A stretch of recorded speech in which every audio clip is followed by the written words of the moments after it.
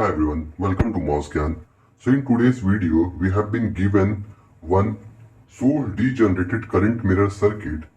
The difference between the normal current mirror circuit and the source degenerated current mirror circuit is that if you observe here, we are using resistor at the source of this current mirror circuit, and this particular structure is used to increase the output resistance of the existing or basic current mirror circuit by introducing this resistance at the source of this current mirror. So in this particular lecture, we will be calculating the output resistance of the source degenerated current mirror structure. So let's start the calculation. As you know, in order to calculate the output resistance of the source degenerated current mirror circuit, we need to draw the small signal model. So as you can see, we have drawn the small signal model here. And since we need to calculate the R out looking from here, so as you know, the conventional way of calculating the output resistance is that we can connect one test voltage and we can assume the Ix current is being sourced by this test voltage. So once we will calculate the Vx divided by Ix, that will give us the R out value here. So now this is the small signal model for the source degenerated current mirror. Now we need to write the equation so that we can calculate the R out. So the first equation which I see from here is this particular node, I am calling it as Vs. So I can write Vs will be equal to Ix into Rs. Ix is the current which is the combination of this current which is coming from GM VGS2 and the current from RDS2. Now if I have to write VGS here, so I can write it as Vg minus Vs. Now Vg would be 0 because there is no current going into the terminal. So Vg would be 0 and Vs we are assuming at Vs only. So Vgs can be written as minus Vs. Now we have these two equations. The third equation I can write for Ix here.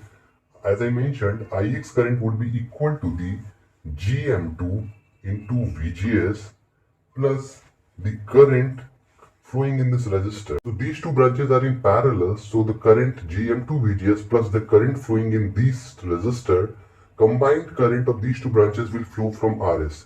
So and the current flowing in RS is represented by IX.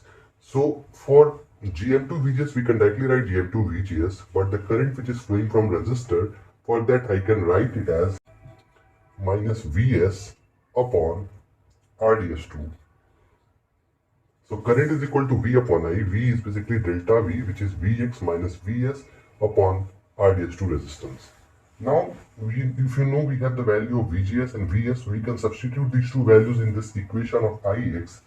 So we will get Ix equal to Vgs is equal to minus Vs, so we'll get minus Gm2 Vs plus Vx minus Vs equal to again Ix into Rs.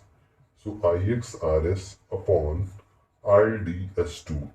Now if you see Vs is Ix Rs, so we can substitute here also. So we will get minus Gm2 into Ix Rs plus Vx minus Ix Rs upon RDS2. Right. Now if we have to calculate R out, so that would be equal to Vx upon Ix. Now we can rearrange this equation here, which is we have calculated here. So if we rearrange the terms for Vx and Ix, we will get here RDS2 within bracket 1 plus Rs into Gm2 plus GDS2. This is the equation which we will get after rearranging the terms. Now GDS2 is nothing but equal to 1 upon RDS2. Since RDS value is very high, so 1 upon RDS2 we can ignore this term. So ultimately after ignoring this, what we will get, so if we ignore this, we will get RDS2 into 1 plus Rs into Gm2. This is the R out which we will get for this source degenerated current mirror. So if you see, for normal current mirror circuit, we get the output resistance as equal to RDS2, but here it is getting multiplied by 1 plus RS into GM2. So if we are putting the high value of RS, that means our R out will also increase further because of this resistance addition, but the penalty is that area will also increase. Now one thing to note here is that in this R out equation we have not considered the body effect. So if we consider body effect also, so this R out equation will be written by RDS2 into 1 plus RS into GM2 plus GS2. GS2 is coming because of body effect. So if we are considering body effect, this would be the R out. And if we are not considering body effect, then this would be the R out. So because of body effect, the one parameter of GS2 will also get added here. Otherwise, it would be same. So I hope you might have learned something new from this video. If you found this video useful, please share with your friends. And if you aren't subscribed to our channel, please do subscribe.